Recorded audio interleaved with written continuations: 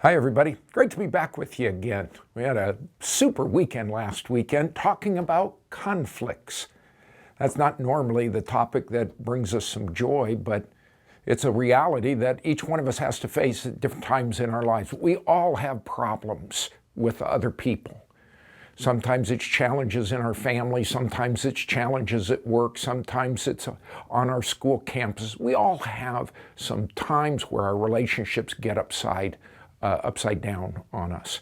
And this last weekend, James gave us some really clear directives on how to resolve those conflicts. If you remember back the 4 principles, James told us first to identify the source of our conflicts. That's those pesky pleasures.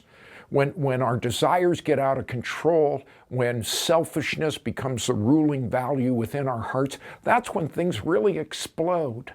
In your small group, you're going to have some opportunities to talk about some of the conflicts you've been in and what you learned from it. James then told us, secondly, vitally important that we're honest, that sometimes our heart's values do get out of sync. And what we have to do is truthfully admit where we have contributed to the conflict. If you remember one of the life principles, that all healing comes from the truth. And God simply calls us to be honest and not to deceive ourselves. And if we do that, then we can take the third step, and that's to appropriate the cure of God's grace. And you remember how James wrote that God is opposed to the proud, and he gives grace to the humble. Grace is what I need. Grace is what you need. It's what we all need.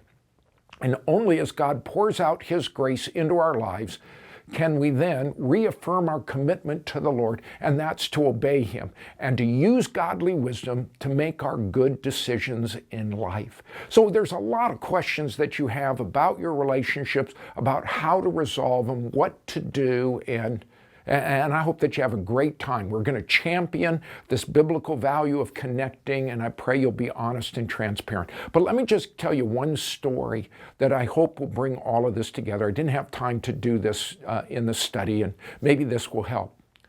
My 7-year-old granddaughter by the name of Joelle and I, we like to have a staring contest every once in a while. I don't know if you've ever done that with your kids.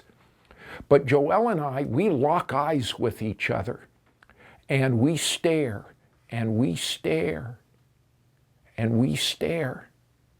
And I start to think, when is this little girl going to blink?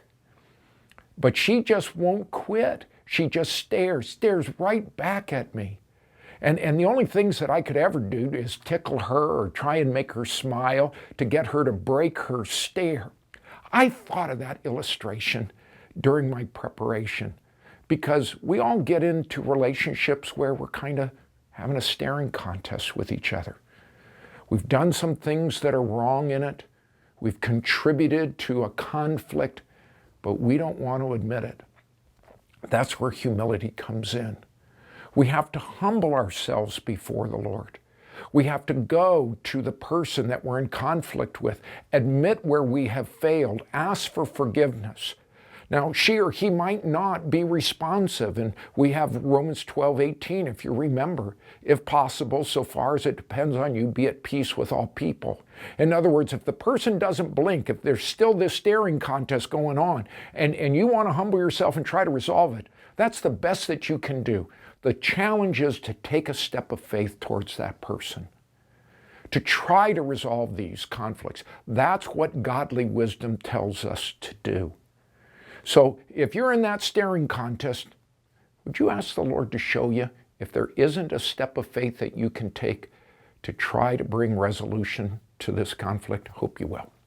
Enjoy your time together. You've got lots of questions, lots to interact with. And again, I pray God's blessing upon you. And Lord willing, we'll be back together again next weekend. So enjoy your time.